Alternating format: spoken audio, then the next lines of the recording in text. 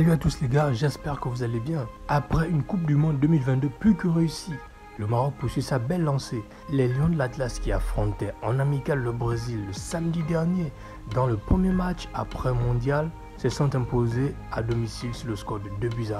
Le Maroc poursuit sa belle dynamique pas contre n'importe qui les gars, mais contre le Brésil, quart de finaliste de la dernière Coupe du Monde.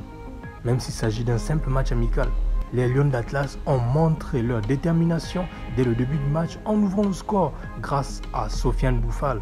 Malgré une deuxième période dominée par le Brésil, le Maroc est parvenu à marquer le but de la victoire. Pourtant, Casemiro avait relancé la Seleção en égalisant sur un service parfait de Lucas Paqueta.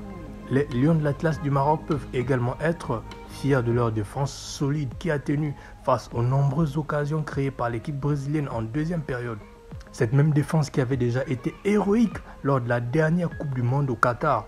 Tout le monde s'en souvient bien forcément. Le Maroc peut ainsi poursuivre sa série de victoires et espère continuer à briller sur la scène internationale lors de la Coupe d'Afrique des Nations qui se jouera l'année prochaine en Côte d'Ivoire. C'est la première fois que le Maroc sort victorieux d'une confrontation avec le Brésil après 2 défaites en 1997 et une plus tard en 1998 en France. Malgré le fait que ce soit un match amical sans un gros enjeu, on se réjouit forcément de voir une équipe du continent africain tenir face à une top équipe mondiale et surtout de développer un jeu sans complexe, même si le Brésil reste à un niveau plus élevé que le Maroc.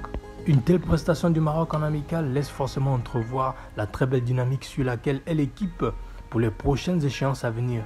Je pense bien évidemment à la CAN qui arrive déjà à grands pas, où les amoureux du football africain aimeraient retrouver le Maroc potentiellement vainqueur de cette Coupe d'Afrique des Nations. N'hésitez pas à me dire surtout ce que vous en pensez dans la section de commentaires. Je vous remercie pour le temps que vous avez consacré à regarder cette vidéo. Je vous donne rendez-vous dans quelques jours pour une nouvelle vidéo. D'ici là, n'oubliez pas l'essentiel les gars. Gardez le sourire et vive le football.